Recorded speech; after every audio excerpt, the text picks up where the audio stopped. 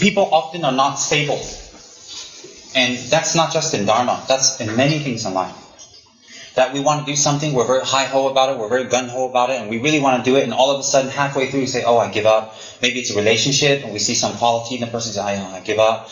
Or, we start some work, we can't finish. Or we are on a journey, and halfway through, we feel kind of depressed. Or sometimes, we feel always depressed, we feel down, we feel unhappy, we feel unmotivated, we can't push ourselves. Or we're always kind of negative. Or we go through emotional turmoils, up and down all the time.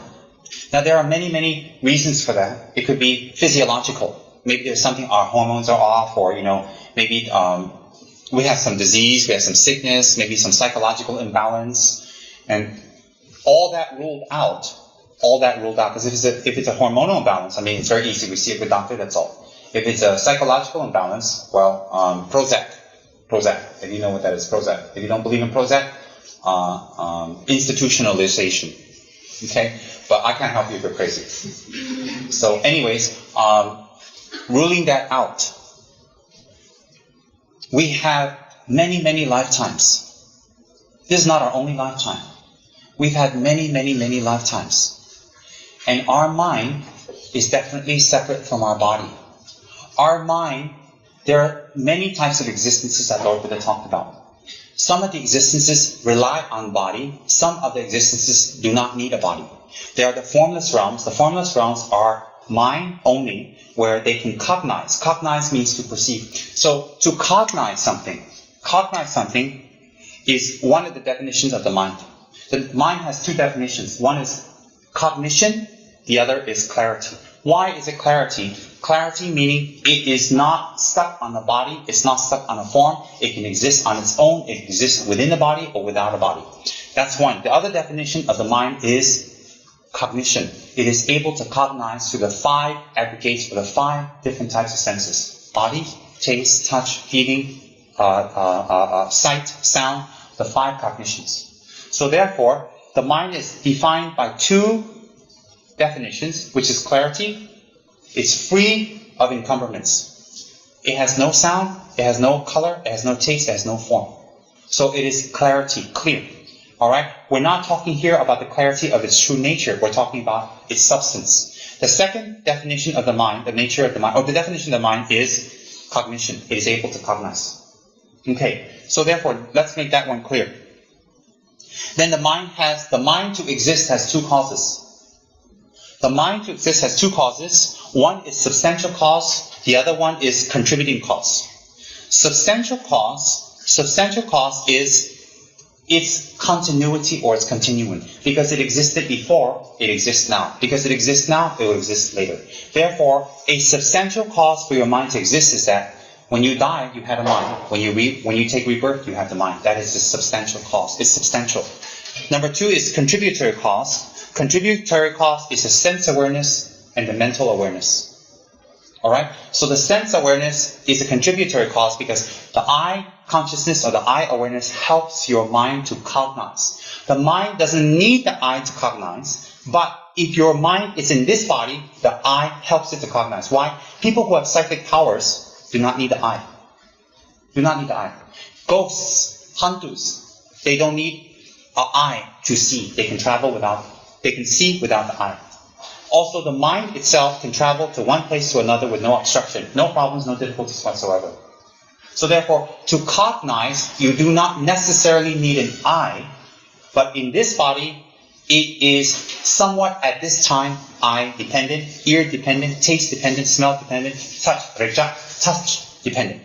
Okay? So therefore, the mind has 2 causes. Substantial cause, which is a previous continuity or previous continuum, and a contributory cause, which is sense awareness, defined as sense awareness that assists and mental awareness. And that arises from, we can call the definition of the mind, which is clarity and cognition or cognizing. Alright? Cognition, cognizing. Now, contaminated aggregates. Aggregates. Everybody has. Some of us can be deficient aggregate if we're blind or we're deaf. The 5 aggregates are contaminated. They are contaminated, therefore we have contaminated vision, contaminated hearing, contaminated thought, contaminated feeling, contaminated touch. Everything's contaminated. Example. If we have contaminated sense of touch, when we touch beautiful silks, or we touch gold, or we touch silver, a person who has no contaminated aggregate touch, when they touch that silk, to them it's just touching an object that's smooth at the end. It doesn't create any other sensation, any other further awareness of negative karma. But for people like myself or us, when we have attachment to smoothness or coldness or beautiful materials or how it's made, when we touch it, we go, oh, if I touch that, if I wear that, I'll be happy. If I have that, it'll be very nice. So then we'll work very hard, we'll waste time, we'll spend our money, we'll go shopping, we'll run in the heat, we'll do everything we can to achieve that sensation of touch and to fulfill it. So therefore, it's contaminated, not because the object is contaminated, or not because we are contaminated. That is contaminated aggregation because the projection we put on that item. So it's not the item, it is the projection. So contaminated aggregates arises from what? Contaminated aggregates arises from wrong view. Wrong or ignorance, ultimately ignorance, but that's kind of going too far back. So aggregates come from habituation. This one arises from karma again. Karma feeds habituation, habituation feeds karma. So it's a catch-22. So what happens is, when we have contaminated view, taste, touch, feeling, perception, it's contaminated.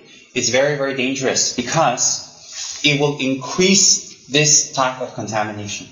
So what happens is, okay, let me get away from the Buddhist technological kind of, technical kind of words. Let me just use layman's words. What happens is,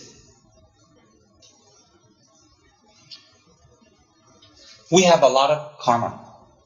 And the karma has been accumulated for many, many years. This years alone, and many, many lifetimes. And this karma doesn't go away. It doesn't disappear.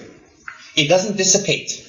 Even today we take refuge. And from today on, we don't do any negative things. Even before we met our gurus, before we met our sifus, before we met Buddha, before we met a Buddha book or whatever. Before we met.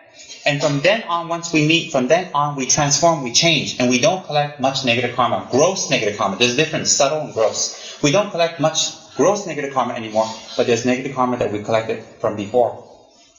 And that karma doesn't disappear. That karma doesn't go away. That karma doesn't melt away. That karma still exists, and it is dormant. So the danger of it is, it's dormant. Dormant means what? It has the potential to surface. It has the potential to surface. So when it surfaces, it can be very big or it can be very small. It's like leaving a disease untreated. If the disease is left, when it surfaces, it could be much bigger and more expensive and more pain to take care of as if we had taken care of it many years ago. Similarly, karma is like that. So we shouldn't look at our situation now, oh, I'm healthy, oh, I have some money, I have a good job, I have a nice house, I live in a nice country. It's okay, what? We shouldn't sit in that kind of way idly, because that's ignorance, thinking that everything's going to be fine. Why? As we live this kind of life, we use up our positive karma. We use up our positive potential. We use up our positive store of merit. And when we don't replenish it, then when the situation comes, negative karma can open up again. So what does that mean? Therefore, how does karma get created? Karma gets created by action, by speech. Speech and body action creates body and speech karma. That one is dependent on thought, mind karma. Why? Mind rules all. If the mind is tamed and controlled, your speech and your body will be fine. So therefore, when we take certain vows, it's to help us restrict our body action, to contain the body action so the mind can be at peace. People have wrong view. You guys are here, a lot of people have wrong view. They say, hey, if I take the refuge vows, if I take vows, if I take ordination vows, if I take tantric vows, if I take bodhisattva vows, it's quite scary. It's very, very scary because now I can't do this, I can't do that, I can't do this, I can't be myself, I can't be natural. Wrong view. Actually, when you don't take your vows, you're acting in an unnatural manner. Why? Because the natural state of your mind is clear, wisdom, compassion, love. How do you check that? When we do something good for someone, people cry, people support you, people hug you, and they do it openly.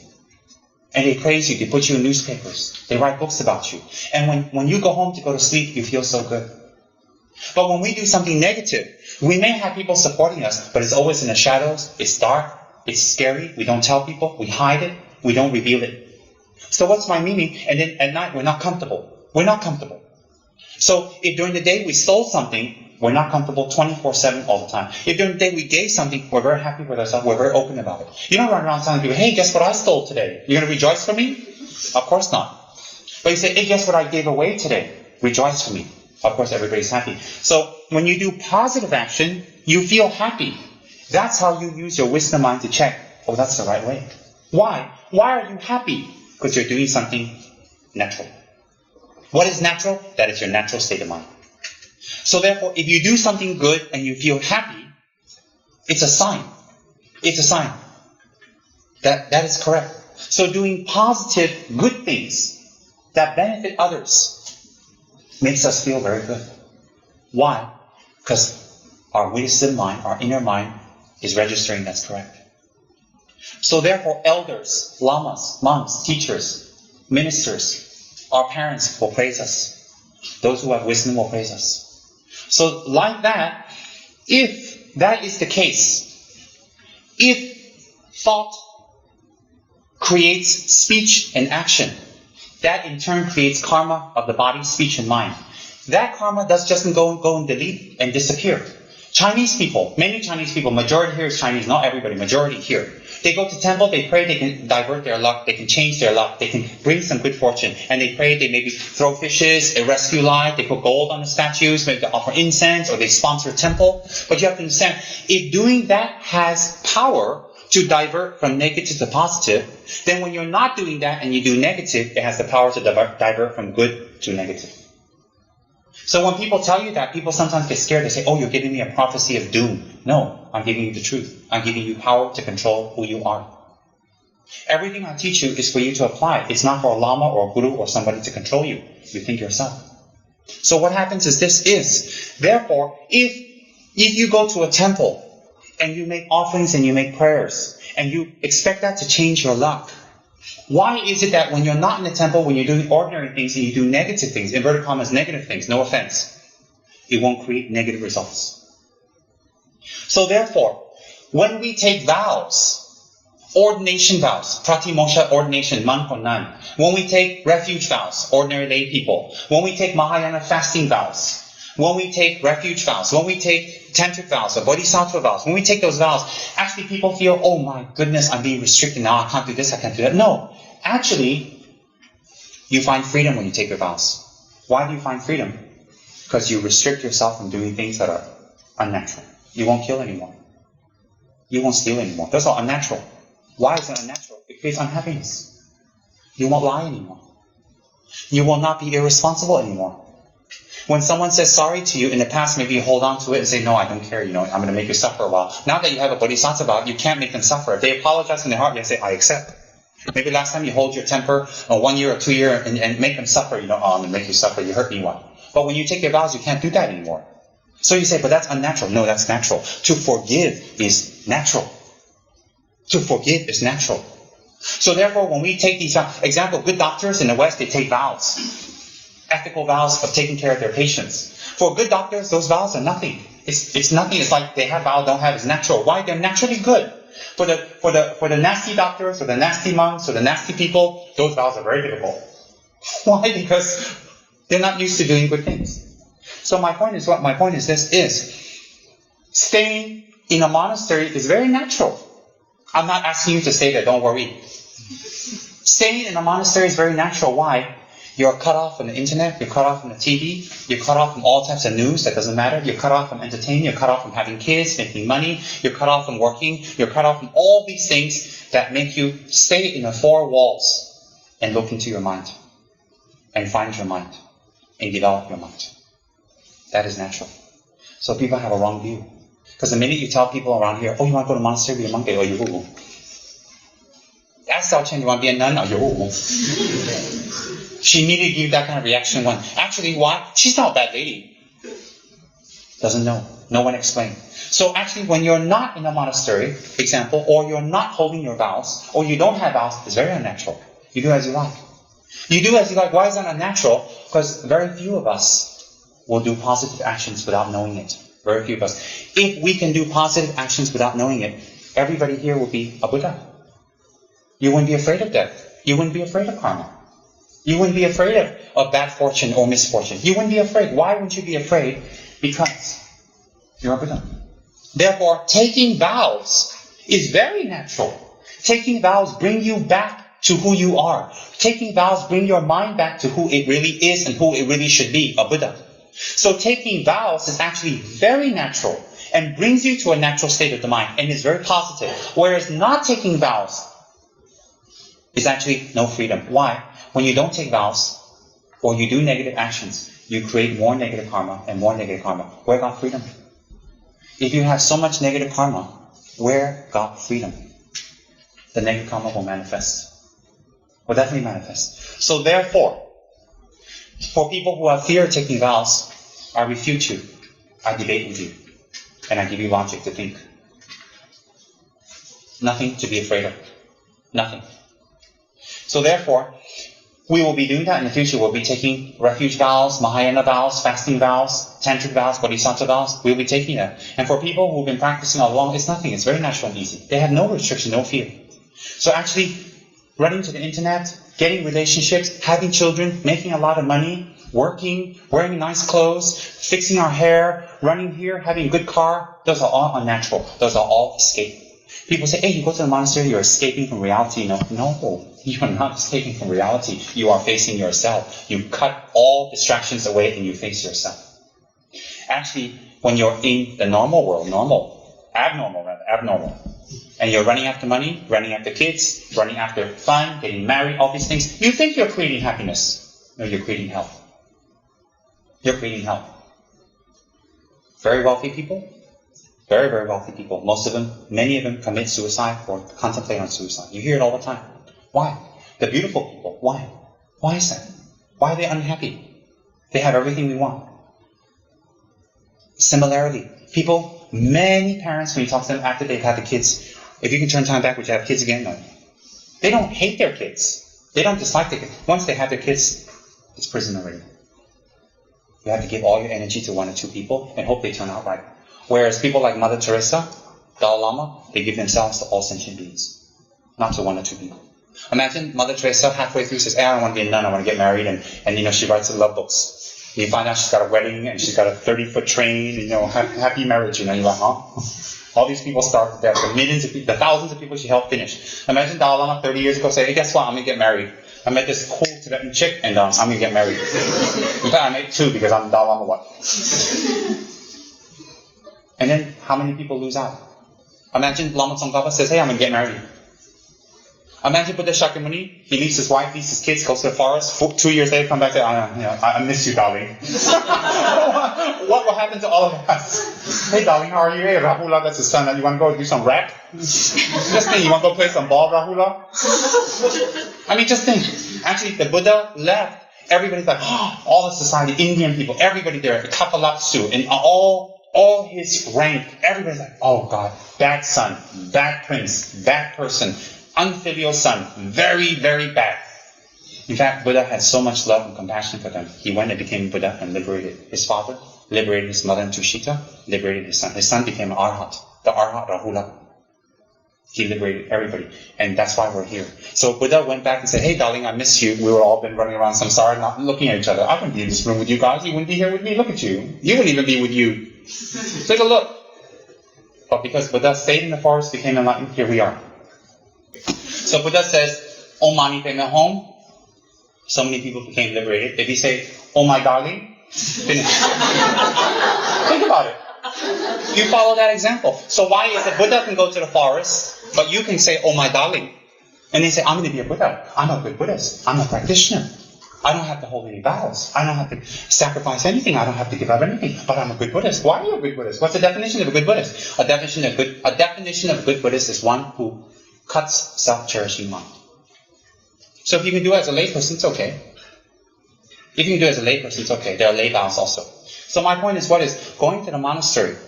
One example. Or staying here and taking vows. Two examples. Refuge. Or Mahayana vows. Those are not unnatural. Those are not unnatural at all. Those are natural. Why? They help you to go back to your real mind. Actually, chasing after money is unnatural. Why? You become addicted. It never ends. You make all this money. When you're older, you wait for death. You don't even know who's going to... And people control your money. They control you. They fight over your inheritance. And everybody who comes to see you, you know they got motive one. They want money. That's my own trial. She and I understand that. Actually, chase money your whole life. You end up with what? All your health, all your energy, all your time, you got money. Good. I didn't say live in a forest and eat dirt. Make money. But if that's your only focus, you are deluding yourself. Some people chase after a beautiful girl, beautiful boy. Some people chase after a beautiful relationship. I didn't say don't have a relationship. I'm telling you that is not your answer. So if you put all your hopes in that, you'll be sadly disappointed. Your relationship will come out bringing unhappiness in the end. Most of the time. Most of the time. Why is that? Why is that? That's not the causes for you to be happy. To limit yourself to one person, to limit yourself to one being, to limit yourself to one set of rules. Just make money. Just live. Just eat. How do you become happy? What about your next life? What about when you die? Just think if you were to die tonight. If you were to die tonight, having kids, having made money, having a beautiful house, having inheritance will not help you at the time of death. Why do I use that? All of us will die. All of us. Maybe tonight. You see, I like, this is my favorite. In 60 years, within 60 years, everybody in this room will be dead. Everybody. It's confirmed. Within 60 years, everybody in this room will be dead. You see, if you say, hey, if you smoke, get cancer, there are plenty of people smoke until they're 80, they don't have cancer. But death? No. Within 80 years, 60 years, everybody in this room will be dead. What will help you when you're dying? What will help you when your eyes are closing and you lose consciousness? If you're going to take a higher rebirth, you become cold from your feet first. And the heat travels up and the wind travels up. When you're going to take a lower rebirth, your head becomes cold first, your upper body becomes cold first, and your feet remains warm. You lead through the bottom. You can lead through 3 passages. Here, 1, 2, 3. So how you leave is how the heat leaves your body, because the wind is dissipating. Your mind travels on wind. Qi, in Chinese we call qi. Tibetan we call wind, or lung. Travels on the wind. So therefore, when you die and your winds are dissolving, without you controlling it, you're finished already. You're finished. How's having kids going to help you or the kids? Doesn't help. Doesn't benefit you at all. In fact, once you have the kids, no offense, you're stuck. And if your child is a reincarnation of an enemy or someone you've hurt in your previous lives, this child will hurt you in this life again and again, without wanting to hurt you, but creating pain. Burdening your finances, making you sell everything you have. But you can't hate the child because it's your child. You don't even think about hating the child. Even that child can create sickness in your body. How many wonderful mothers have so much sickness after they have babies? Even this child can grow up to become killers or murderers. Or these child can grow up to not care about their parents. Or steal. So sometimes people's children can come back to them. They're reincarnations of their enemies from previous lives. Definitely possible. Or people they have harmed. It's all a chance. It's all a chance. Am I discouraging having children? No. I'm telling you the reality. So that you can focus your lives and have a blend. 50-50. 50 Dharma, 50 worldly life. A blend. I'm telling you this to help you, to give you information to meditate. So that you don't give up on everything you have or throw away your responsibility. To not focus all your energies on just that. That is the point. That is the real point. So therefore, look at you. How old are you? How many years do you have left? How many years? What have you accomplished? What have you actually accomplished? We can't even control our dreams. Never mind control where we're going to take rebirth. We can't even control what's going to happen to us if we get sick tomorrow. Never mind our rebirth, what's going to happen to us. So how many years do we have left? What is our priority? Before we heard the Dharma, money, family, fun, entertainment, house, okay. Because we don't know anything else. No one told us. Once we've heard the Dharma, we have education. If someone sits at the table picking their nose and picking their teeth while you're eating, they didn't know. But once they go to high class and they learn how to eat well, they learn how to do well, they don't go there and pick their nose anymore, do they? No. What does that mean? It means when you didn't know, you do. It's like that. If you know and you continue to do, but whether you know or you don't know, karma is the same. For me, for you. Whether I wear robes, whether you don't wear robes, karma is the same. So what happens is, action, body, speech, and mind, karma, action, comes from contaminated thinking, contaminated views, contaminated aggregates. So what happens is, all this has been stored for many years. Many, many years and many, many lifetimes. And it is dormant. Therefore, if these actions can be created from a thought, they can also be destroyed by a thought. If they can be destroyed by a thought, they can also be eradicated completely. How? When we start our Dharma practice, let me take Dharma practice as just an example. You can apply this in any part of your life. Take Dharma practice as an example. When we start our Dharma practice and we don't know much, we don't understand much, many times we fall. Many times we make mistakes. Many, many, many times we get disappointed. We go up, we go down. Me too. Up and down, up and down, up and down. But as we advance in our Dharma practice, us going up and down becomes less. And even when we go up and down is not such a big degree. How? By learning, reading, attending Dharma class, purification practices, collection of merit practices. It will definitely eradicate it.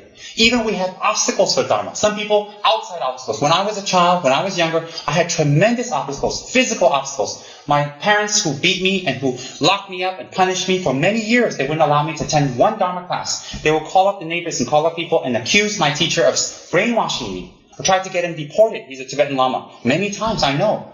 But I never gave up. I never gave up. I practiced and I didn't fight back. My teacher never fought back. In the end, successful. What's my point? My point is this, if negative things come up, and you say to yourself, oh, I can't do it. I can't accomplish it. I'm not able to accomplish it. It's very difficult. That thought will create your failure.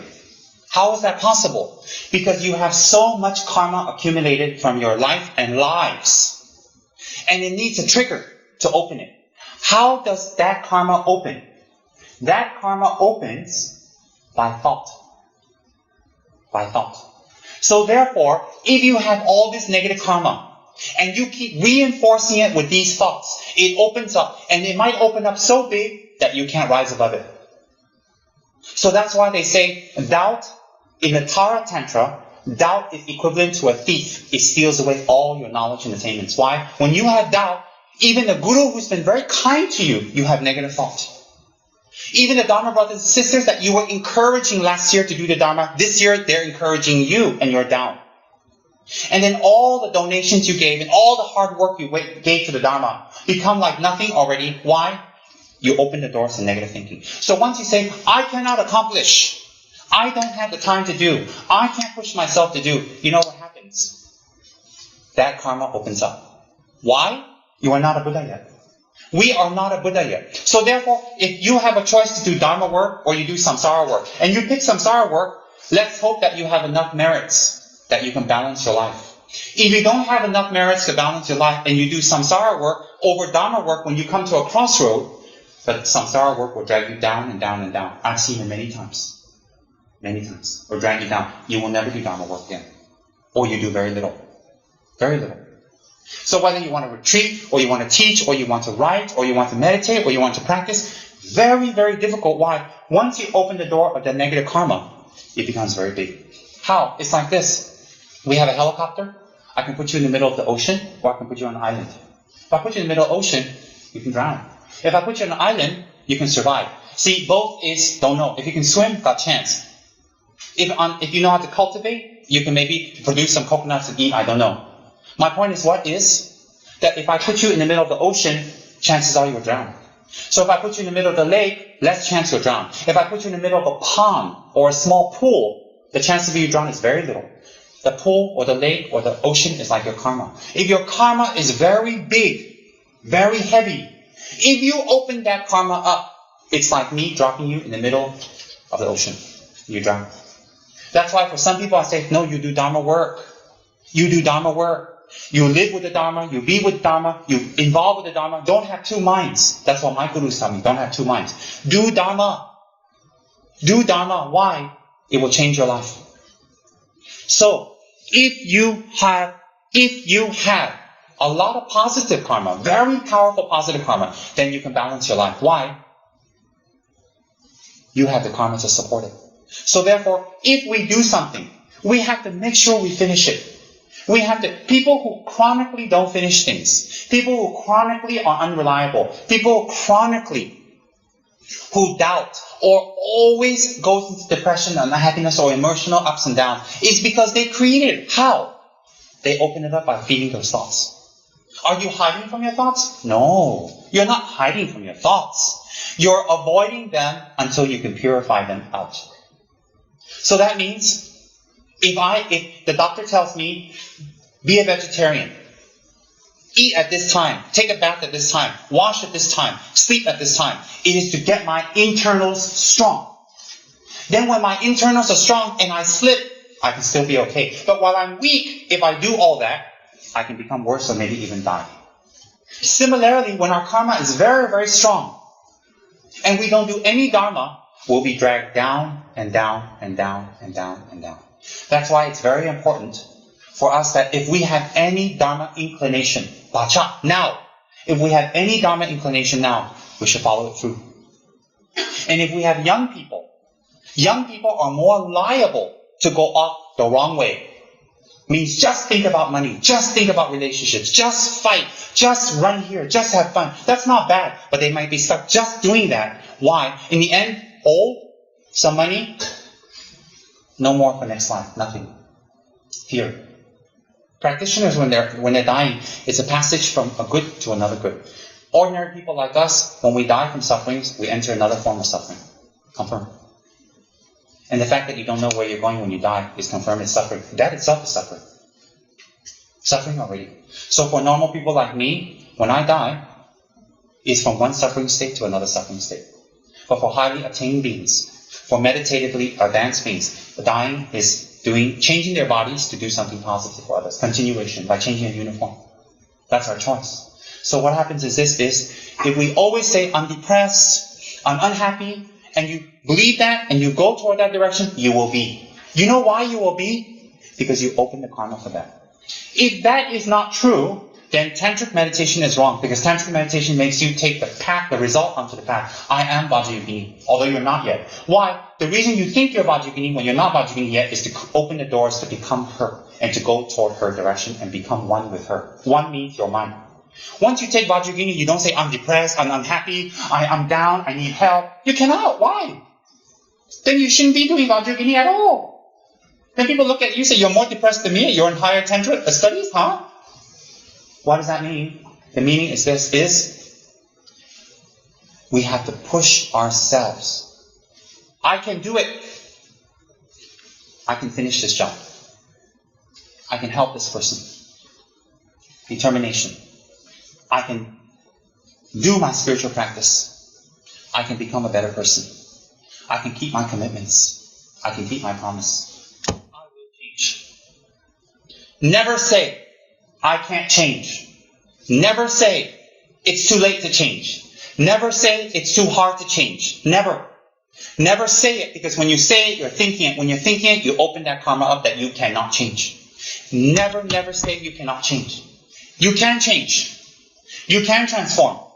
You can improve.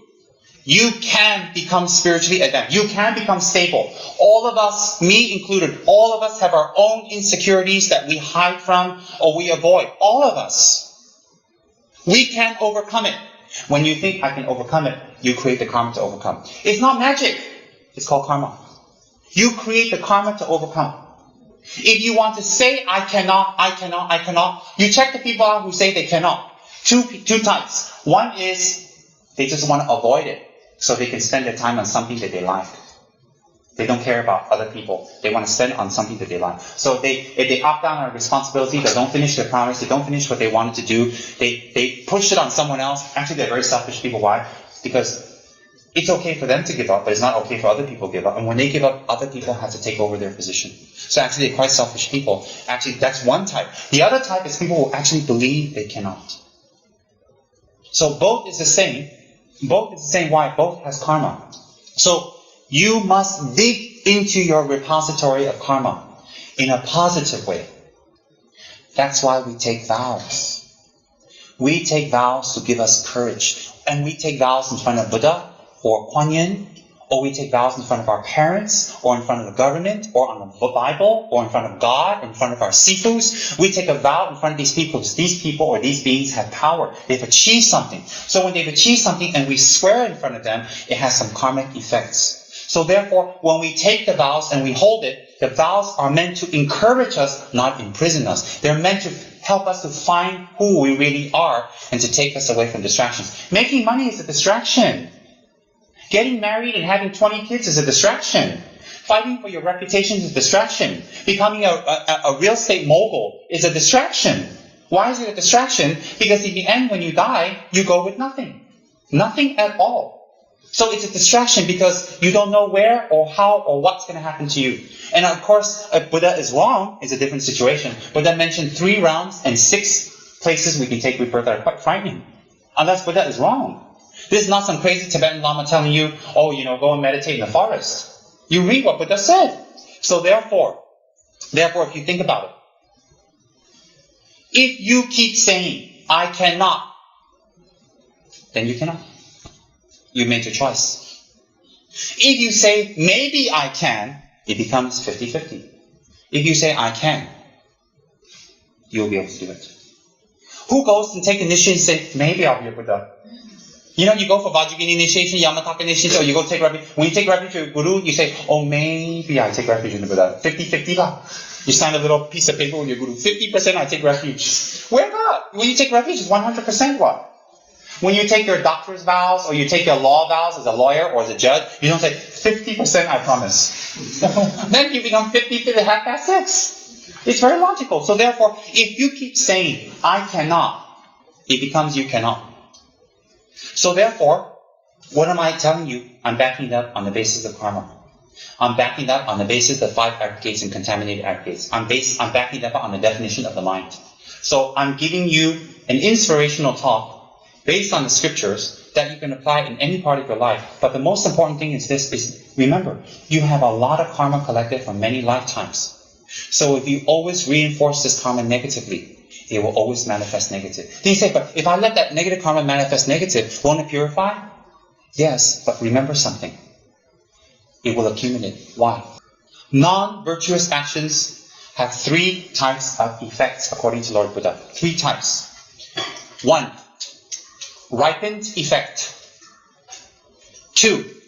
Effect similar to the cause. 3. Environmental effect. So, all non-virtuous actions created from contaminated mind. Contaminated mind means what? Mind that thinks of oneself more important than the other. And all your actions are based on myself as opposed to others. That is contaminated mind. So that contaminated mind creates contaminated actions. Contaminated actions have 3 types of effects. A, ripened effect. Effect similar to the cause, and environmental effect. And let me give you a small explanation to highlight what I've been talking about. So you have some scriptural knowledge. This is from the scriptures, from the mind teachings called Lodik. Then, ripened effect is whatever actions we create, they ripen and they give us an effect. Example, if we kill, if we harm our parents, if we create schism, and it damages many people. Example, we talk negative things between two governments. They go to war. They kill millions of people. Schism. If we talk or act in such a way that creates harm and damage to people in such an intense way, the ripened effect will be we take rebirth. The most severest is hell. One of the hells. The next severest is taking rebirth as a spirit or a hungry ghost. The next severest is as an animal. So the immediate ripened effect of example killing, just example killing, will be one of the three lower realms. How we kill, the motivation, whether we regret, the manner, on purpose or not, all affects how we take rebirth. So that's your immediate ripened effect. Is that clear? Second is effects similar to the cause. Effects similar to the cause means what? Even after we have experienced, number one, the ripening effect, even we experience traces of that inclination will remain. Let me explain. If we have killed, we take rebirth in hell. But we have taken rebirth in hell to purify the karma of killing, but the intent to kill is not purified. That mind is still there. So when we take rebirth again, we will be inclined to kill again and take rebirth in negative states of birth again and again. So what happens is, now the first karma is instant ripening of the result of the karma. Second is you still have to suffer the tendencies or the effects similar to the cause. So the very reason you went to hell was for killing, but when you come out of hell, you still want to kill. So what happens is you still want to harm. Example, tigers, when they die, they collect a tremendous negative karma from killing other sentient beings and creating fear. But when they reincarnate again, they'll still have the tendency to kill. Once they go down, it goes down very low. That's why some kids, when you see them, they love to kill animals. They enjoy it. They squeal. Some, they can't take it. They can't take it at all. It's very difficult for them. That's a tendency resembling the original cause. You will suffer from that. What's the big deal about that? Because the tendency will make you do it again, even if you're in a new environment. So you wipe your slate clean, and you start killing again. What's the point? Similarly, people who always, another example it says in this text is, if we always have sexual misconduct, we cheat on our partners, we lie to our partners, we use our partners for wrong things, or we do things with our partners that are wrong. If we have sexual misconduct, taking rebirth in one of the three lower realms is a given. And the ripened effect will be loneliness. Cannot close our business deal. People we love don't love us back. People create violence toward us. People want to harm us. People want to damage us. So when we have sexual misconduct, negative actions such as harm, damage, violence will come our way. That's one. That's what it says. And even after you purified your sexual misconduct, negative karma, the effect similar to the cause will ripen, which is tendency. What is that? Let's say that due to sexual misconduct, you took rebirth as an animal.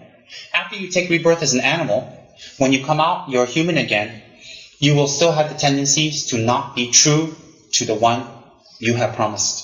So what happens? You create a lot of pain in their minds. And you know what happens is, this is your tendency. It says directly in the text, you will have strong attachment to others' partners. What does that mean? You cannot be true. So that means you may be with one person, but you'll be looking at another one, at another one, at another one, at another one, at another one, plotting how to get them, plotting how to date them, plotting how to get close to them, plotting how to get intimate with them while you're with that person. Even you don't want to do that, and you know it's wrong. But you will keep doing that because that's a residual tendency left, which is the effect similar to the cause. Why? You didn't hold on to your sexual misconduct vows. So when you don't hold on to your sexual misconduct vows, you have the ripening effect, which is taking rebirth in one of the three lower realms, depending on situation. Secondary, okay, is that even when you come out with a clean slate, the karma is clean, but the tendency is not. So the tendency is not clean. Even you want to go straight. You want to be with one person, one girl, one boy, one relationship. You cannot. You will cheat and lie and cheat and lie, hurt your children, hurt your friends, hurt your neighbors, break the trust of your friends, and have a lot of enemies, and people come beat you up. They want to come and knock you over. They want to hurt you. Why? Because you can't control yourself. Why can't you?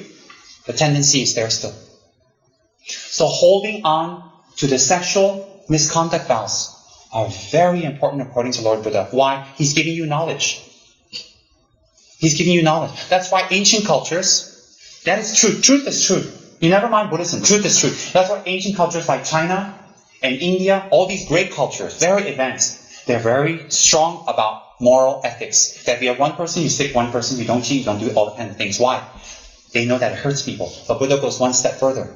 The karma is very strong. Third, environmental effect. So I explained to you the ripened effect, direct. I explained to you the effect similar to the cause. So the effect similar to the cause is having the tendencies, not being able to get rid of it. And the tendencies will grow. Then what's the horrible thing is, once you indulge in the tendencies, you will replenish that negative karma. So your clean slate becomes dirty again. So it's like you filled up your petrol to hell, your car to hell with petrol again, full tank. Think about it. So guess what? On the way to hell, your petrol keeps refilling itself. Why? Tendency similar to the cause is there. Okay, so some people do retreats. They do retreats. After retreat, they still can't control their mouths. They still throw BFs. They still want power. They still want to be the top. They're still greedy. Why? Maybe their karma for that action was purified, but the tendency is still there. So how to cut the tendency? We must hold our vows. People say it's very hard. I'm telling you why it's hard. Then you say, why tell me why it's hard? I know it's hard. If you understand, easier to attack it. This is from the mind teachings of Lord Buddha, by the way. Killing, I'm giving you a few examples. This is not limited to, don't think, oh, that's all, I'm nothing on. It's much more. Killing, environmental effect will be, according to Lord Buddha, taking rebirth in environments that are very dangerous, hostile, and uncomfortable. You won't be born in such a beautiful country like Malaysia. We're very safe here. We're very, very safe here. We're very at peace here. I don't care what people complain. We're very at peace here.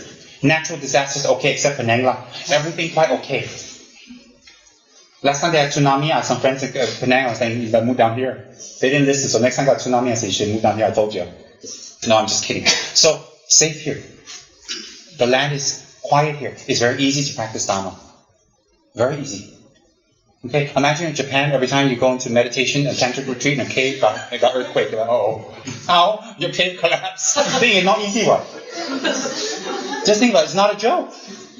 Being born in that kind of environment, being stuck there, creates a lot of tension and fear in our minds. That's an environmental effect of karma. Alright, killing. Stealing, if you steal, you will be born in barren places. Places that may not be dangerous, but places that fruits, vegetation, crops, plants, what you need to survive is very, very barren. Very dry, not much water, very difficult to get. Not necessarily dangerous, but barren will be the result of stealing. Environmental karma. So karma is broken up to how it manifests to you, huh? It isn't just, oh, I got bad karma, that's it. No, he breaks it down and tells you how it manifests to you. The third is environmental. Then, lying. You'll always be born in places where you get cheated. You get tricked. You get fooled. No matter how hard you work, how sincere you are, how much effort you put, always you cannot move up in any financial way. And some of you think, well, that's not me. No.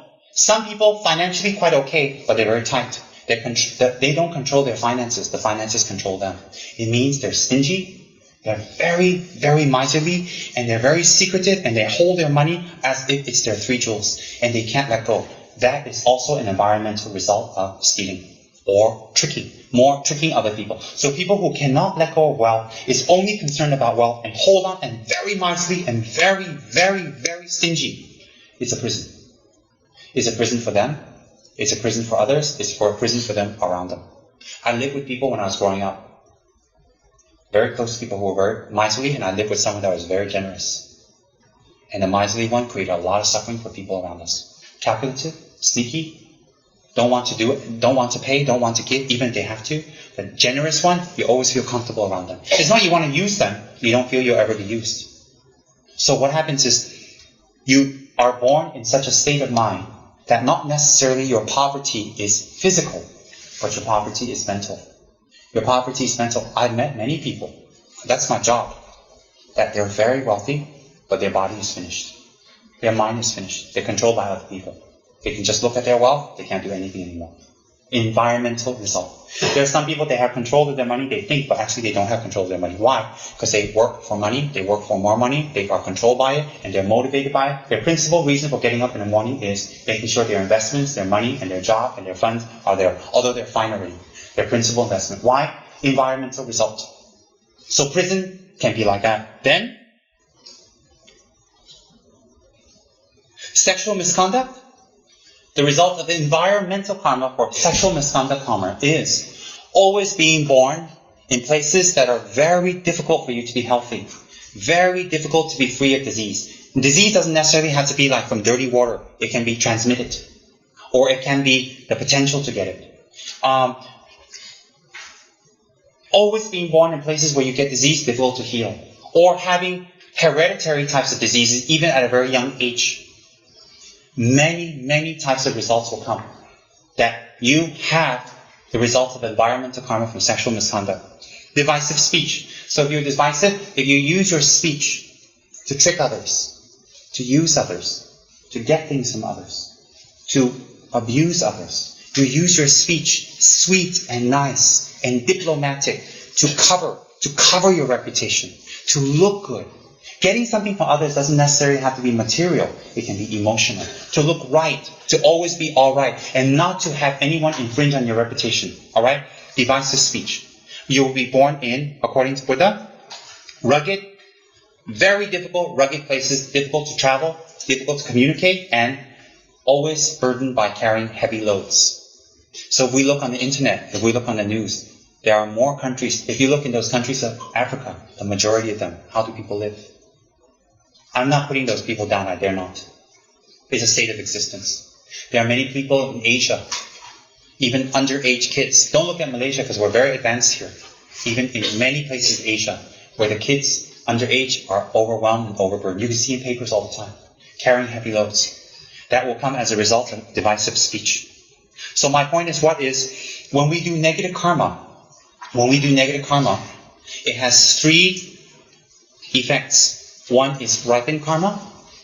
One is karma that is similar to the cause.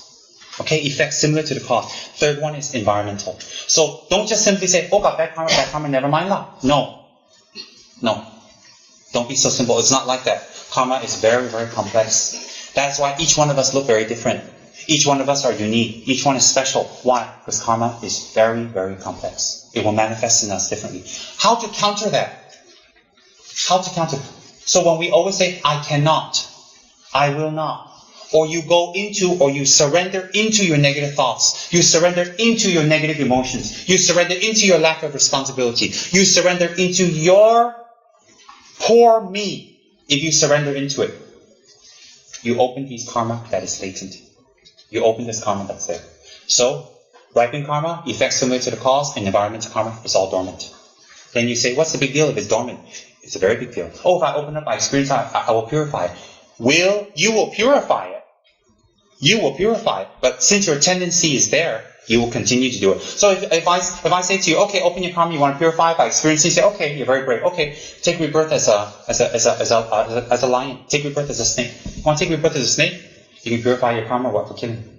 So once you take rebirth as a snake, you're making even more karma because you got to kill every day or every week or whatever it is. So what's my point? It's not so simple. One of the best ways to purify this karma, the best way, I'm not going to give you a Tibetan way, I'm not going to give you some Tantra way, I'm going to give you the Buddha way. The Buddhist way, general. The best way to purify karma is not to sit there idle and to fall into these negative emotions. I cannot do it. I can't do it. I'm not ready to do it. I need more time. Why am I being pushed? Never say that. Never. Never. Why? You open the doors for these karma to open up.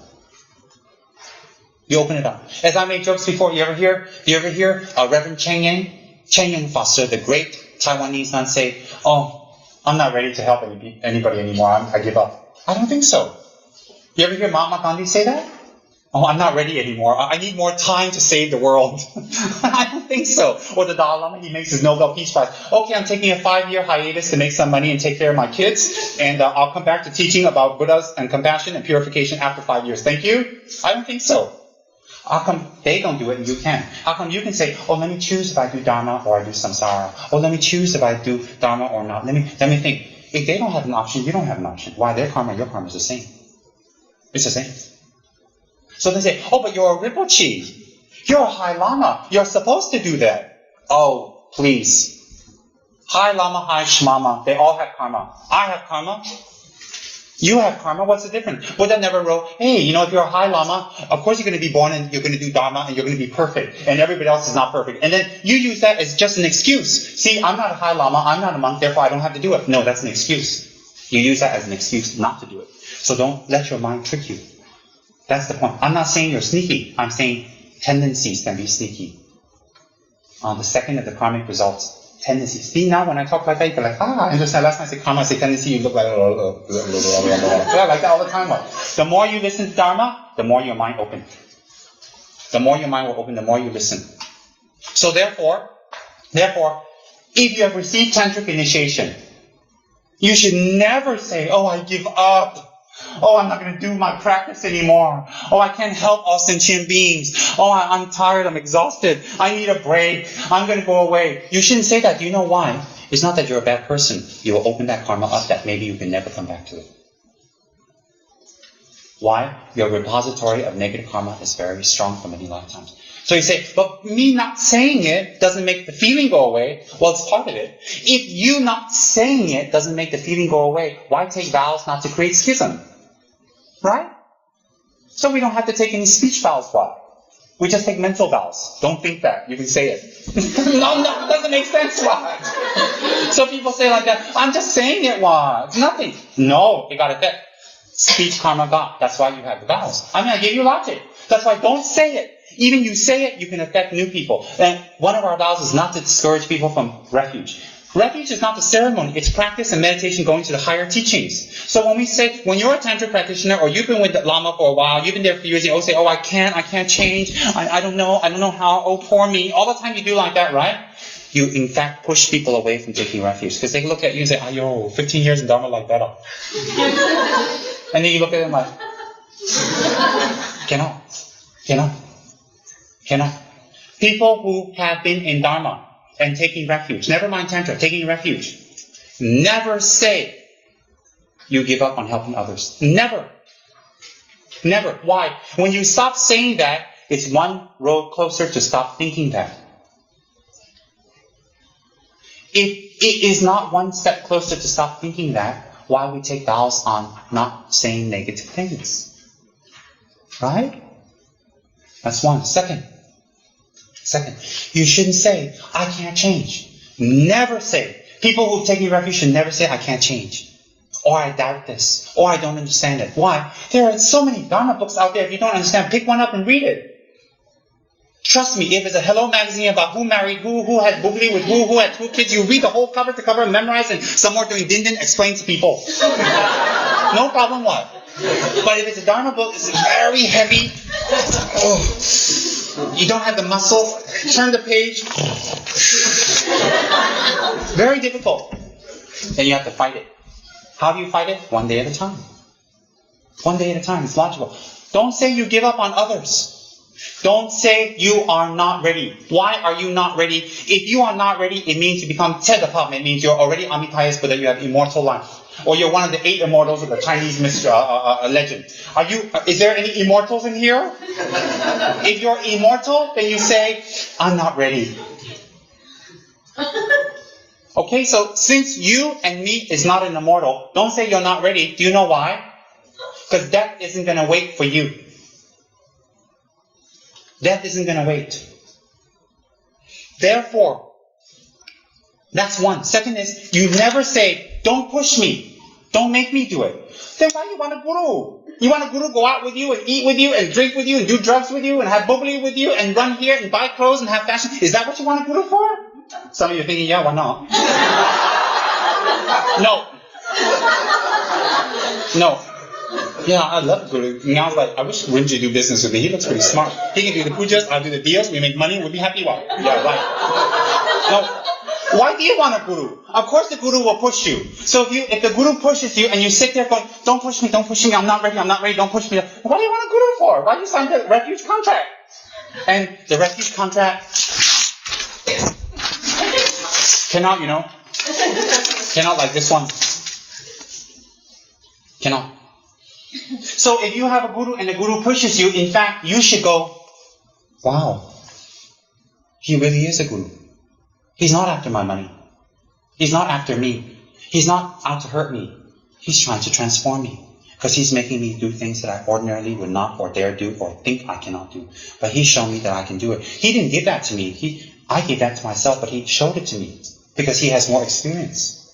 So if you have a guru that makes you do things and you wage war on your guru, fight or complain or throw BS or doubt or say nasty things behind your guru, you are the loser. Or when you do nasty things, you avoid your guru. You don't see him. When you see him, you look the other way. Or when he goes there, you go over there. Or you try to keep quiet.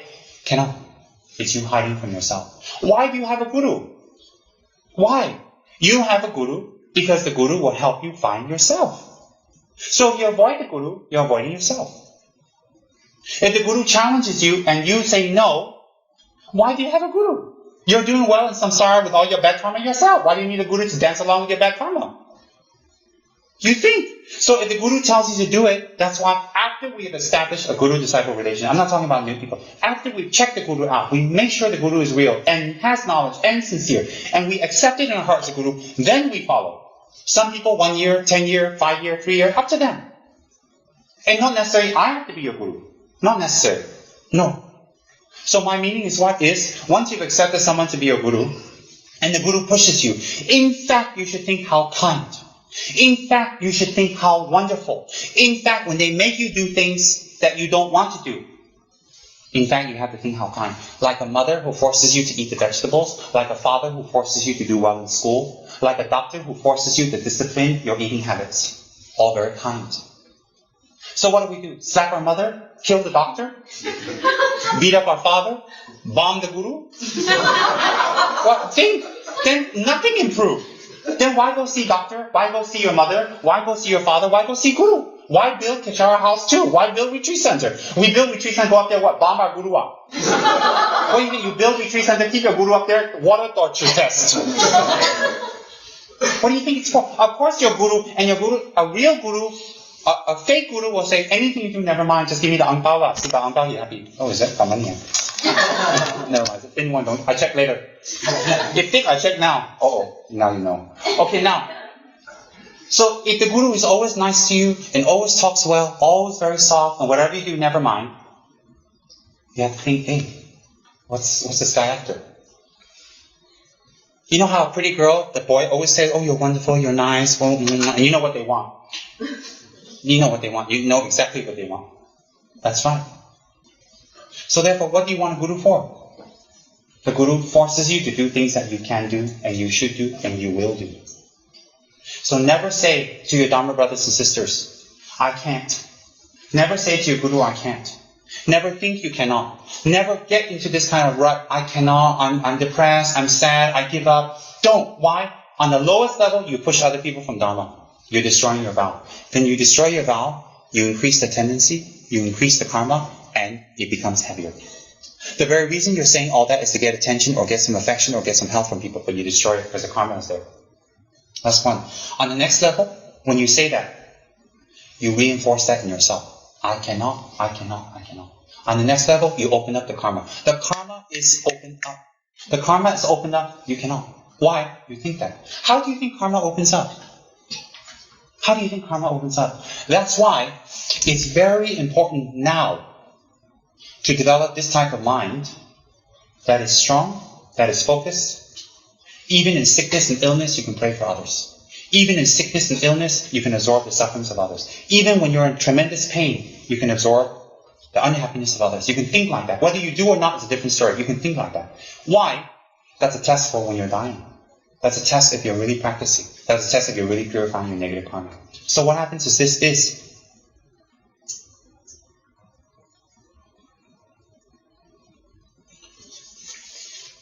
If you accustom your mind to you cannot, you can't, you give up, the karma you collect from making other people feel disappointed is very strong.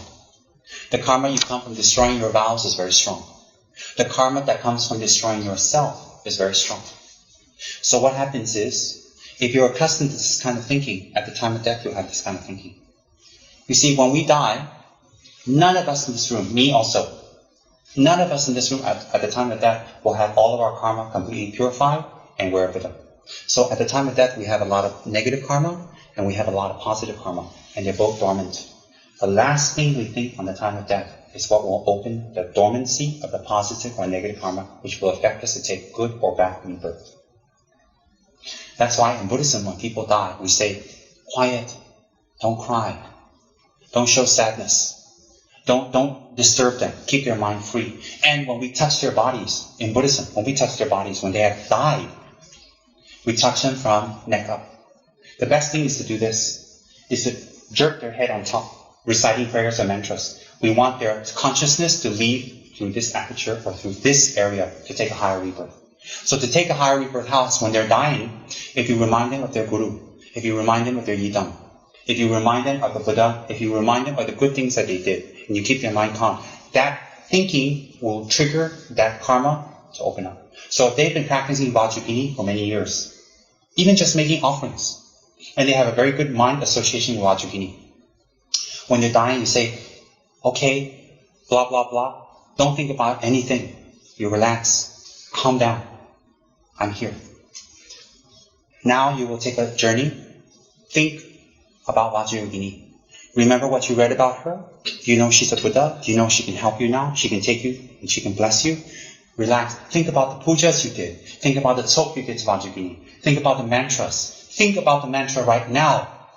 Think about the beautiful image you have of Vajrayogini and all the butter lamps you made. Think about the Vajrayogini images and statues you donated to the Dharma Center and to other people. Think, you go, oh, you feel happy, right? Immediately all the things you did in association with Vajrayogini opens up. And when it opens, that immediate karma forces you to take another good rebirth. Then you take another good rebirth. What was your last tendency?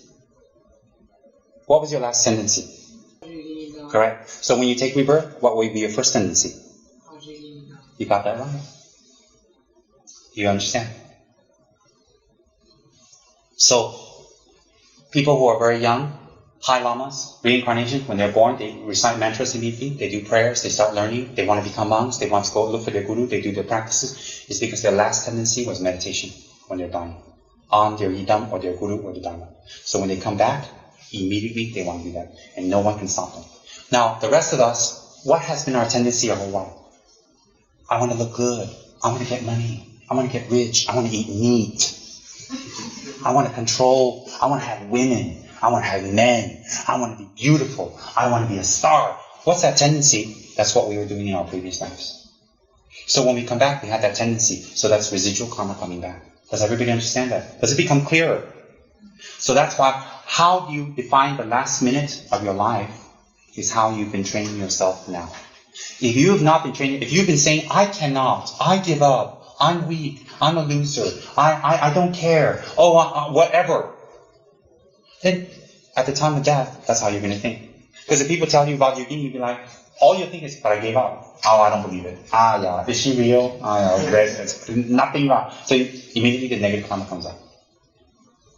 What negative karma? The bad thought you have about Vajrayogini? No. The bad thought you already had before you met Vajrayogini is plenty already. You don't need Vajrayogini to help you make bad karma. Already plenty. So what happens when you're thinking like that, when you're dying, you will think like that. When you're sleeping, you will think like that. The last thing you have in sleeping is you think like that. Your whole night is negative karma. Until you wake up, it's negative karma. Then you wake up in the morning, you're like, I'm a loser again. I hate myself. I don't want to do the practice. Vajrayogini can fly kite. Whatever. You think like that, right? Then you're reaffirmed that whole day. Then before you go to sleep, the whole day was like that. Your tendency was like that. When you go to sleep, again like that. So doubt begets doubt. Loss of consciousness, loss of energy, loss of motivation begets loss of motivation. That's why we take vows. That's why you hold vows. So when we have that kind of thinking, we must think about death immediately. We must meditate on death. Read Lamrim and meditate and do practices. We must do. And whatever our teachers told us to do it. Do it. You see, we don't leave a lot of options for our teacher because we got 100 questions. Oh, can you do this? Can you do that? Can you do 99 is no, and got one for your teacher. Yes, but I want to be a Buddha. Give me a wonderful life. I want to have a beautiful body. I want to live forever. I want to have good health. I want a lot of money. I'll give you one option. And the Guru's like, oh my God. Now how? How? You think about it. So if you always say cannot, if you always say I give up, if you say that I don't want to do it, you're damaging yourself even more. You already feel unhappy to say that and to think that and to act that. You already feel unhappy. Already. Check your mind. When you're down, when you're not feeling high, when you don't want to do your practice, when you don't want to hold your vows, when you don't want to benefit others, you feel down. You feel unhappy. So why do you want to increase that? Very simple. Why do you want to increase that? You don't believe in karma, you don't believe in Buddha? Never mind. Never mind. I'm not going to force that down you now. But think using your wisdom mind, your human mind. When you think like that, are you happy? And do you make people around you happy? And if you say that doesn't matter, then what's the purpose of life? Why do you work so hard? To be happy. Why do you eat good food? To be happy.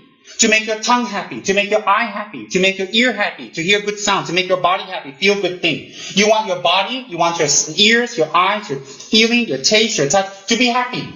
Your 5 aggregates, you want to be happy. Since you want your 5 aggregates to be very happy, but everything you do is the opposite, how your 5 aggregates going to be happy? And then you're unhappy being unhappy.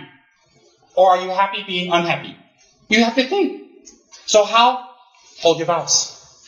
And that is a sign that the negative karma is coming out. So what we need to do is intense practice.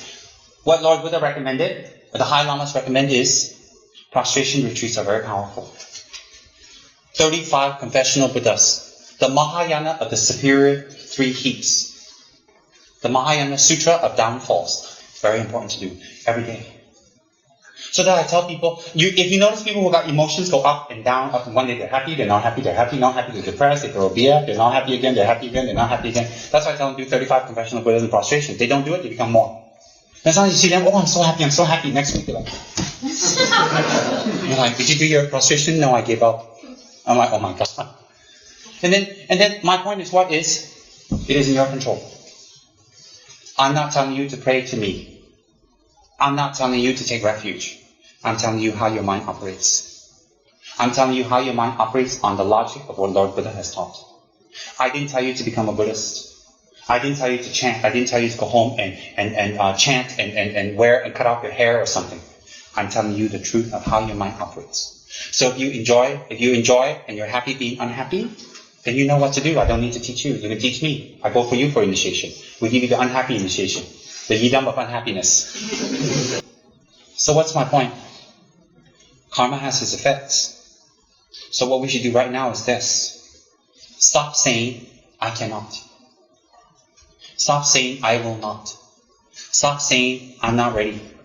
Stop saying, I'm not able to. Stop limiting yourself because that's not really who you are. Because the Buddha said you can.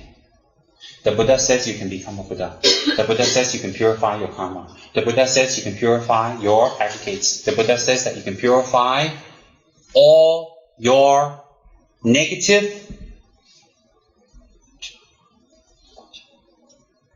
imprints. All. The Buddha says you can purify your self-cherishing mind. He said you can, but you said you cannot. So every time you say you cannot, or you say you cannot, but you don't believe you can, you're breaking your refuge vow because you're going against the Buddha. And what is going against the Buddha? When you go against the Buddha, it's going against yourself by saying you cannot. It's actually laziness, attachment. So the very factor that makes us cannot do it creates the very unhappiness that is manifesting in our lives. So instead of sitting there saying, I cannot, we have to. We have to. We absolutely have to. 3 of the body, killing, stealing, sexual misconduct. Whether we have the vow or not, we must avoid. 4 of the speech, lying, divisive speech.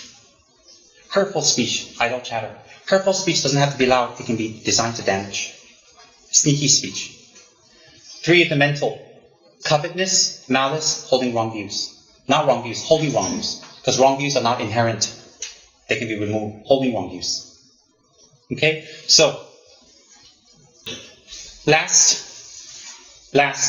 and this is very important for all of us, is having the correct support system around us, having the correct friends around us. Having the wrong friends around us, having friends that are not correct around us will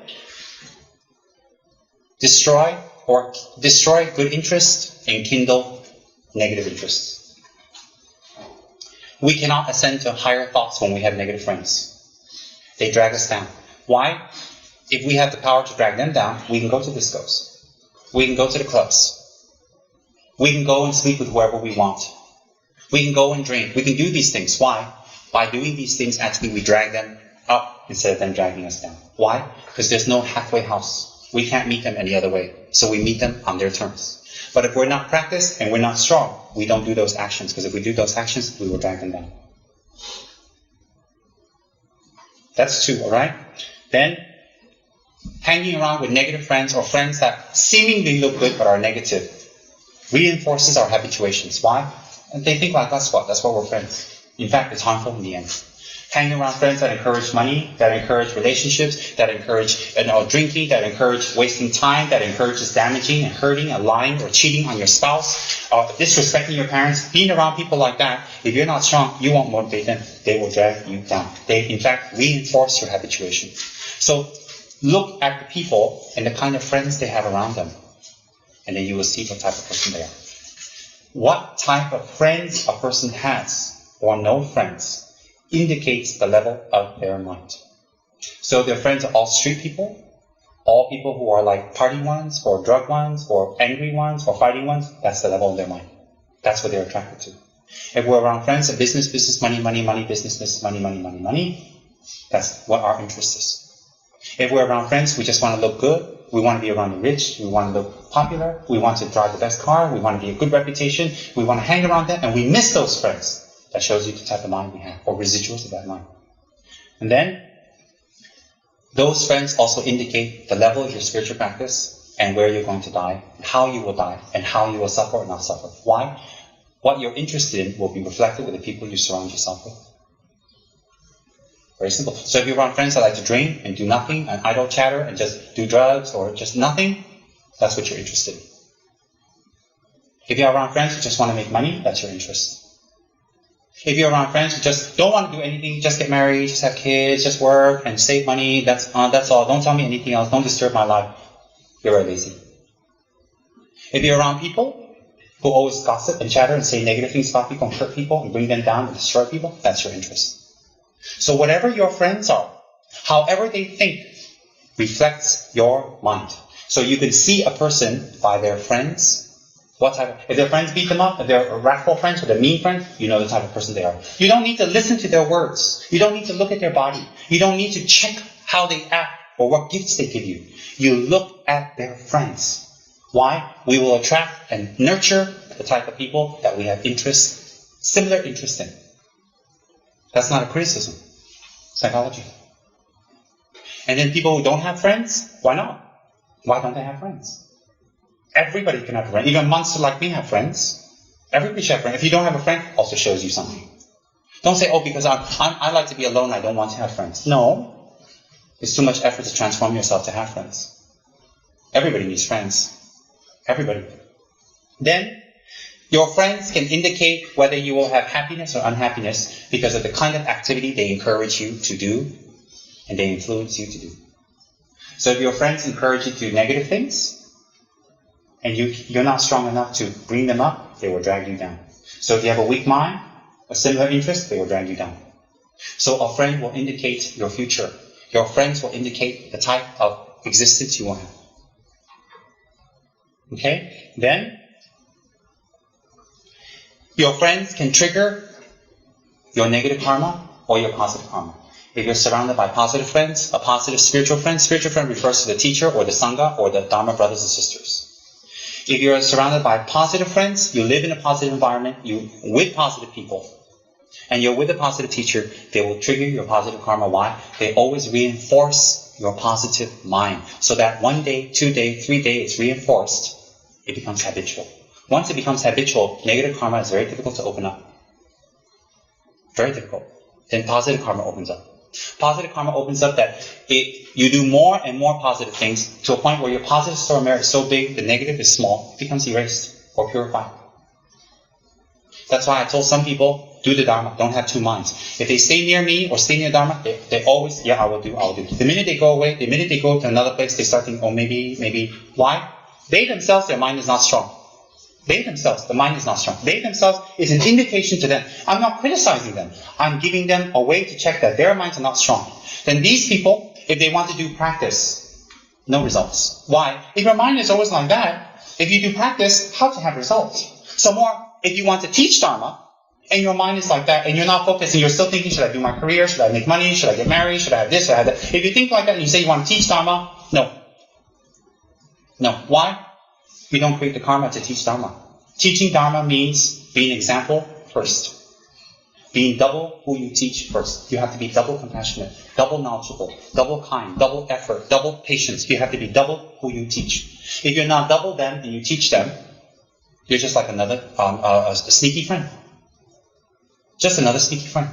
So therefore, if you want to teach Dharma, if you want to explain Dharma, if you want to share Dharma with others, if you want to, you must make sure you do double what everybody does. If you want to do double what they do in the quiet of your home, if you're always two-minded, you have to check carefully who you are, where you are already. And if you're a Dharma practitioner, you say, I don't want to be a Dharma teacher. That's fine, but you want to be a Dharma practitioner. If you want to be a Dharma practitioner and your mind is always two, always maybe, and conflicting and fighting, is a clear indication of the level of your mind. Lack of study, lack of practice, lack of meditation, lack of holding your vows, lack of good friends, lack of good influence, lack of being near one's spiritual teacher.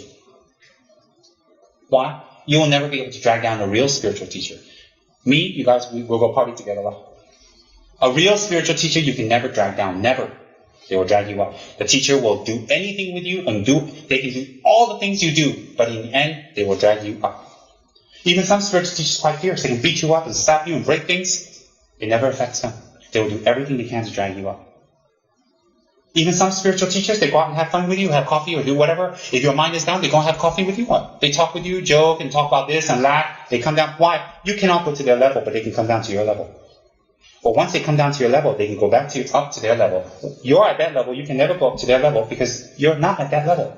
Therefore, spiritual teachers, the Tibetans have a special Mahasiddha tradition. I'm not a Mahasiddha, but they have a Mahasiddha tradition where they can do things that look contradictory to the vows, contradictory to the monk vows, contradictory to the tantric vows, because they have no attachment anymore.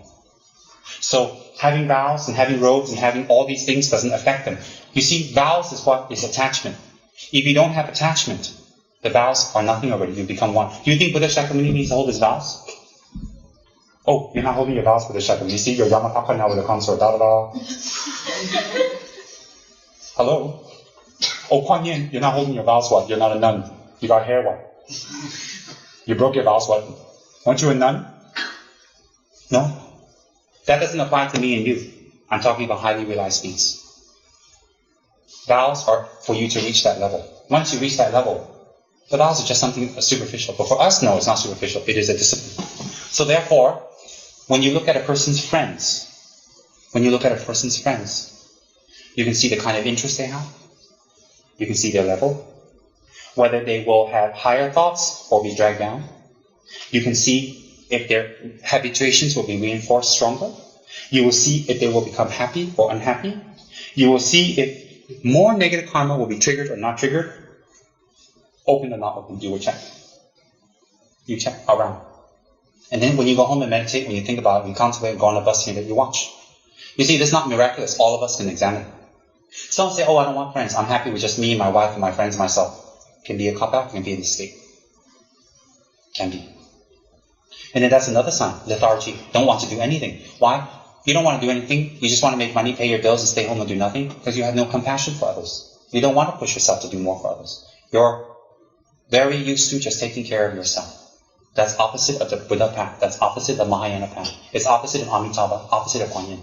Why do we respect Kuan Yin? Because she got married, had kids, and she takes care of herself and works and makes money?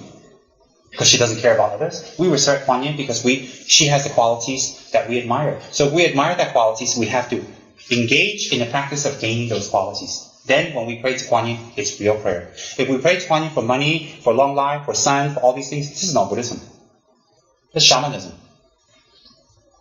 Kuan Yin's purpose is not that. Kuan Yin's purpose is for you to develop those qualities that she has.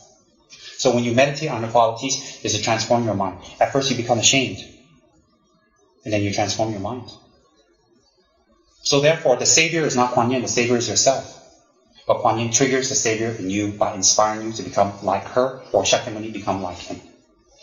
That's Buddhism. That's real Buddhism. So therefore, we must check. Then what do we do if we have negative friends? We must see if we can transform them or help them. If we cannot, we need to have a little bit of distance. Not negative distance. We need to transform. Why? Don't say, oh, I'm taking care of them, I'm helping them, blah, blah, blah, blah. And you just get dragged down. You and them go to negative states. No point. If you don't have the power to help them, you leave them alone. You don't harm them. You don't criticize. Leave them alone. If you don't have the power. But that doesn't mean everybody doesn't have the power to help them.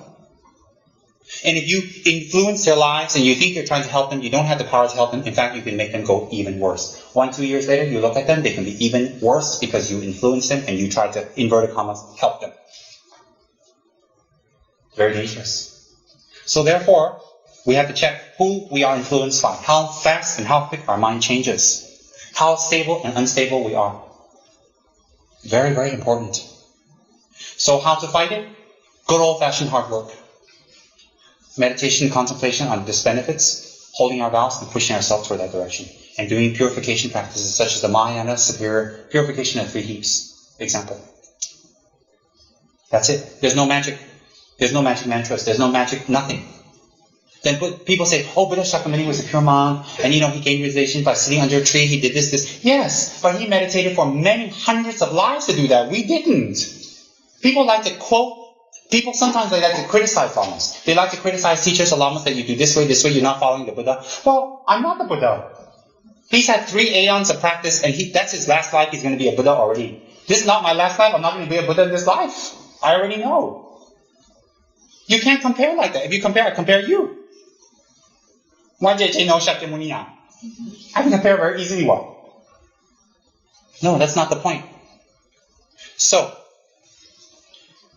the theme of today's talk, the theme is not to reinforce one's negative thoughts, not to reinforce one's depressions, not to reinforce one's habit of giving up, of reducing anger, giving up of our commitments, giving up of generosity, giving up of study, giving up of meditation, giving up of holding our vows, giving up of benefiting others. Today's theme is not giving up those qualities. Why? Because if we give up, we open up the karma.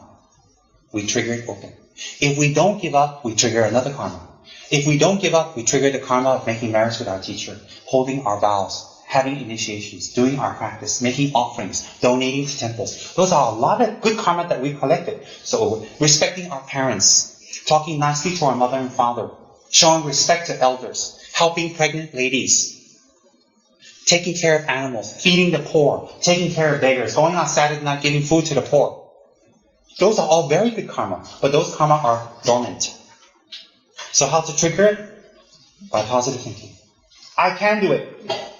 I will do it. At any cost, I will do it.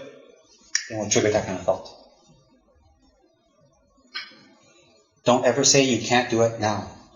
Don't ever say you can't push yourself now. Don't ever say you can't change now. Don't ever say don't push me now. Don't. It's very, very dangerous.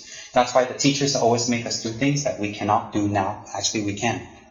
Then, on another view, on a tantric view, if you think about it, then we're saying that we're smarter than our teacher. Because he says to do it, and I say I can't. Then we tell all our Dharma brothers, I can't. Why does he force me? Why? And indirectly, we're saying we have more wisdom than our teacher. Then why prostrate? Why learn from him? Why have his picture? Why call him Rinpoche? Call him garbage man. Why call him Rinpoche? Why? If he tells you to do something and you say no, then call him garbage man. Why garbage man tells you to do that, you're going to say no. Same. So every time you say no to your guru, it's equivalent to saying, hello garbage man. Every time you have doubt, hello garbage man. You think about it. So if you can talk to the Buddha directly, never mind. You override your guru. See, I can't talk to the Buddha right now, so I don't override my gurus. I don't. Because I can't talk to them right now. But I know that when I practice their teachings, got results. I check my own mind. I check my own mind. This building has manifested by speech alone. This building has manifested by effort alone. This building has manifested by not giving up and believing I can do it. Believing we can do it. Believing we will do it. Believing we can achieve more. The 30-acre retreat land manifested is because we believe we can. And we will. That thought creates merit. That thought itself creates merit. And holding that thought creates merit because every day you say, I'm going to build a retreat land to benefit others. Every day you live, you're living for that. It creates merit just by living. When you say you cannot do it, every day you live, it's creating negative merit because you're thinking, I can't do it. So maybe you get up in the morning, I can't do it, I'm a loser, I can't give up, I love this, I love that, oh, never mind, next life. No. You don't even know what's going to happen to you tonight or tomorrow, how you can know what you can do next life. So therefore, since you cannot afford another rebirth, uncontrolled, or not knowing what's going to happen to you, don't take that chance. Don't take that chance. Don't put yourself down. You can do it. Don't destroy your potential. The fact that you're in this room today shows you have that potential. Some of you come from very far countries. Some of you come from very far to be here to listen to the Dharma. Very, very far. Some of you overcome many obstacles. Some of you cancel appointments to be here or change your appointments. That's a result of your karma. You didn't change your karma or change your appointments, or you didn't fly from a faraway place due to your good karma to meet me. No. To hear the Dharma. Why? Not my Dharma, but the type of Dharma I teach will fit your mentality, fit your mind. What I teach and your karma matches. So your good karma to be here is not about me. It's about yourself. It's about what you need to hear. That through your prayers, through the offerings that you made, through the years of doing donations to help and having a good mind, it's culminated in being able to hear the Dharma. Clear, straightforward. Sometimes even harshly, that it hurts you a little bit. That's the accumulation of your karma. Good karma to meet me? No. Because what I teach has been taught by thousands of people for 2,500 years, so it's not me, it's the message. You have the karma to listen to the message, so don't waste it. Today, if you leave here saying, no, I will not give up. I will benefit others. I will do Dharma work. I will achieve tantric practice. I will definitely do whatever obstacle I have, I will benefit others. I will not sink down to the level of eating, sleeping, defecating, getting old, and just dying. I will not do that. I will benefit others no matter what happens. And I will do the Dharma. I will let go. I will release my attachments. I will. And I will do it now. And you keep that determination, you create the karma for that to happen. Why? If you go to the temple, do you say to the Buddha, slowly give me money. Who goes to Kuan Yin Temple, Tin Hao Temple, say, slowly give me money. Slowly give me a son. Slowly make my business grow. Any people know it? Now. Right? So why is it when the Buddha or the Guru asks you to give up your attachment to money and your business, you say, slowly. But when you pray, you want now, you want quickly, you want instant noodle. But when you pray, you want instant noodle, but when you want from Guru, you want him to cook from scratch. How come? You think how your mind works. Very sneaky. Very sneaky. Very sneaky. Which one of you go to Kuan Yin Temple and say, give me a son when you're ready, Kuan Yin, when you got an extra one. You know these old aunties, they're quite sweet, you know. They say, give me a son. Okay, some of you say, my business, you know. Give me my business now. Let me find a partner now. Give me the most beautiful wife now. Who say, give me a nice wife slowly, give me an ugly one now. Not like that. Give me a monster wife now. Give me a scary wife now. Which nice girl goes in and say, can you give me a scary husband that's got one eye and no teeth now? Until you can find a good one for me? Every girl goes to the temple and say, find me a nice husband that respects me, that loves me, that takes care of me, and a wonderful mother-in-law, and got money, I don't have to work, and I look good, and I live in a nice house, and an apartment, and I got a nice car. Please, Kuan Yin, and I'll give you 10% to the temple. Always like that one. And then you want now. So which one of you has gone to the temple to pray? Slowly give me business and money. But when the Guru asks you, you always say, slowly, maybe 3 years. Okay, 3 years. You say what? Slowly I give up. Slowly I do the Dharma. So next time you pray, don't pray for attainments now. Don't pray for good luck now. So when you're dying, pray to the Buddha, slowly give me a good body now. Let me take a few bad incarnations, okay? Come on. You think? That's how we are contradictory, and that's how we practice Dharma. And that's how we're not bad. We don't realize that because we're so habituated. None of you is bad. I'm not telling you you're bad or giving you a secret hint. No, I'm telling you this is how our mind operates. Fight it. Fight it. Fight it. Fight it. Destroy it. Strangle it. Hammer it. Step on it. Root it out.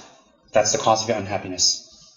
The procrastination in holding on to your attachments. Think about it. When we go to temples, how we pray, but when the temple or the Lama or our Guru asks us to do something, how we respond. What's the meaning? It sounds funny, but that's how our mind operates. We want what we don't want to give.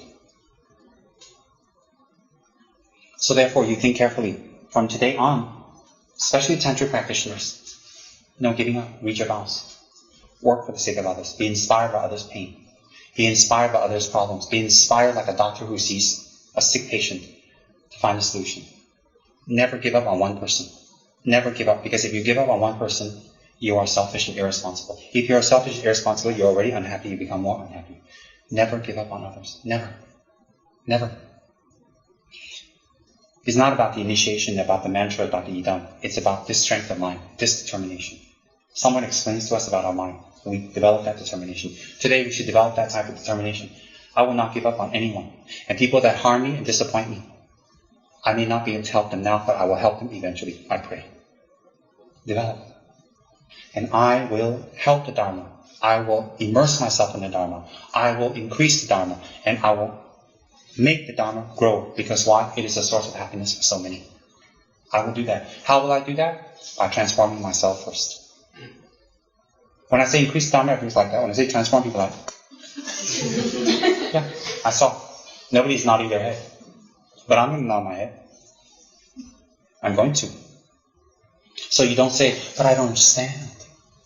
I can't change. I need more time. I'm misunderstood. Cover up. That's right. It's time to do Dharma now. Remember how you pray to the Buddha. You want everything now. How you pray to Kuan Yin all your life. Now. How you pray to God and Jesus and church. Now. Everything now. But when it comes to you, slowly. Isn't that interesting? Good point, huh? So today's theme is how negative thoughts, giving up, not pushing ourselves, and saying we can't make it, really can affect us negatively. It's not empty words. It is not empty words. How not holding our vows have 3 negative effects. 3. Environmental, residual, and immediate ripening karma. It has effects. So if we want to keep doing negative things, we take responsibility for the 3 negative types of karma that will manifest upon us. So think about that very carefully. And never give up on other people. Never give up on yourself. Never even say the word. Never. Very, very important. Okay, do we have any questions? Just to clarify that those 3 could be within this lifetime. Oh yes. Yes, it can be within this lifetime. Yes, definitely. The thought of not giving up and thinking you're great and all that stuff is not to run around advertising and wearing t-shirts. It's a reaffirmation that I can do it. It's like a businessman that is confident that if he works hard and that he really pushes himself, he can do it. He can do it. So, if you have a wonderful mother that says, hey, I'm taking time from my work, I'm taking time away from myself, and I'm going to raise this child well, and I'll put my energy to this child. That's not arrogance. That's using the capacity and the means and the methods to make that happen. So it's more reassuring. If you simply say that and do nothing, it's the other flip side. So you have to do it and reaffirm yourself. Reaffirm yourself. But yes, it can be like that too. But it's better to achieve and be a little arrogant than be a loser and be arrogant that way. Right or not? Good question. Yeah? You once talked about that how just experiencing the result doesn't necessarily purify the cause, that it depends on our attitude. Yes. For example, if you are very sick and that becomes a cause for you to develop more patience, absorb other people's karma, and to realize that your body is impermanent and that you can die and that you realize your mortality, and that becomes a positive, very positive. So the negative karma that ripened for you to become sick becomes a cause for you to purify it. If you become sick and you blame people and you shout and you yell and you're not happy and you say, why? I did my practices, I did my medicine Buddha and I'm still sick, why? Then the negative karma for you to manifest creates even more negative karma. Correct? Definitely correct. So therefore, becoming sick can be the cause for you to gain attainments, karma, realization. Becoming sick can also become the cause for you to even, inverted commas, become worse, have a worse attitude. Depends on your training and your effort. So therefore, while we're well, while we have our body, while we're alive, we must put our effort. Because when negative circumstances arise, we will not be in control. Exactly. Good question. Very good question. Yes, Shirley? So, in essence, what you were saying is, whatever situation we're in, how we respond to it is actually the key.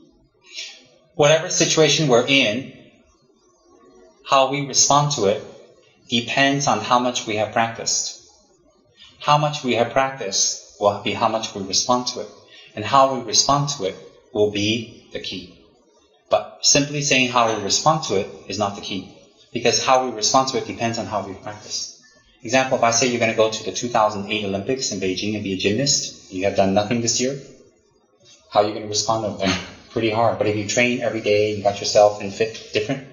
So similarly, the point of what I'm saying is how you respond to it creates a further impression in your mind how you respond to the next one, and the next one, and the next one. So if you always say no, always say I cannot, always give up, always say I don't understand, chances are you'll keep doing that again, and you can't break the habit anymore.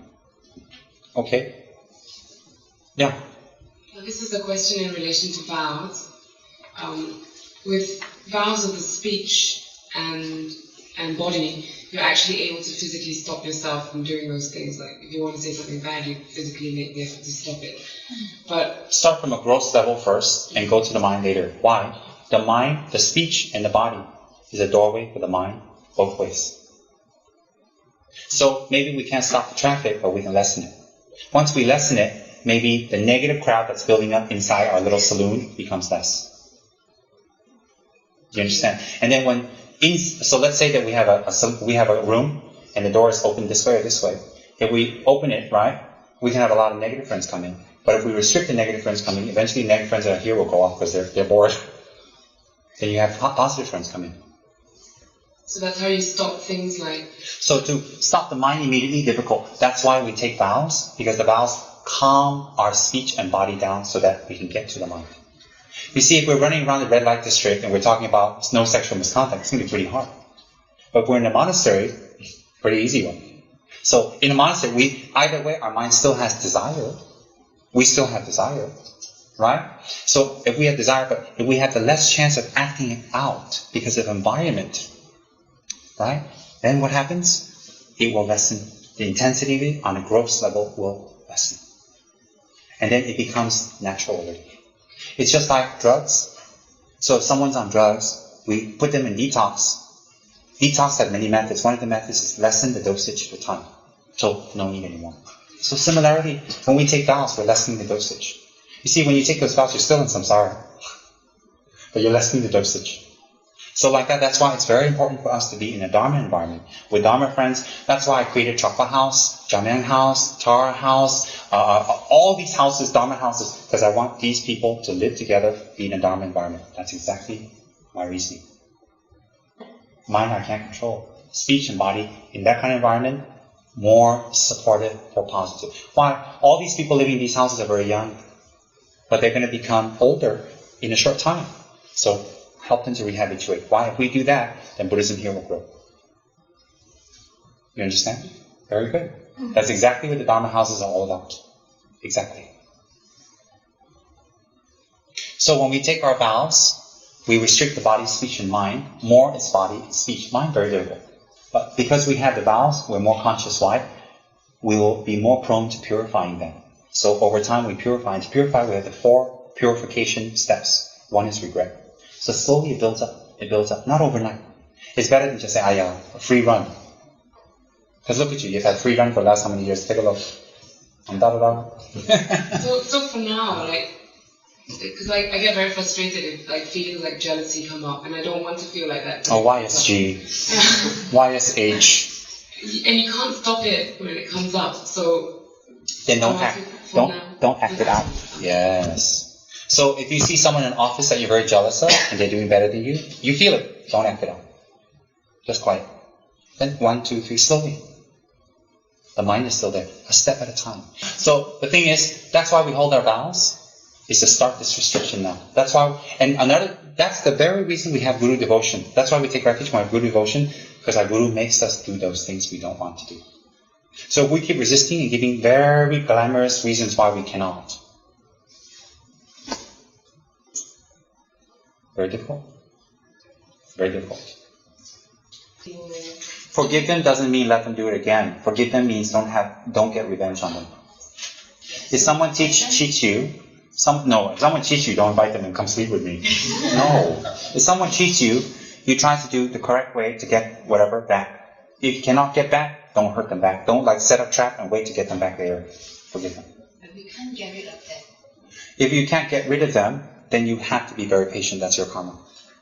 You have to be very patient. Example, I've got a horrible scarred face. I can't get rid of it. So I'm very patient. So what's my point? My point is, that's our karma. There are some people born in situations even worse. No eyes and no mouth. No hearing. How? So if we have that type of person, we develop patience and we find a method to not let them in the future. Sometimes the method, the Buddha didn't write, but the motivation is there. So when we use the motivation, we can find the method along our means. So if we ask the Buddha or a teacher for a method, they may not be able to give us a method for our exact situation, but they can sure give us the principles behind how to develop a method for ourselves. Do you understand that?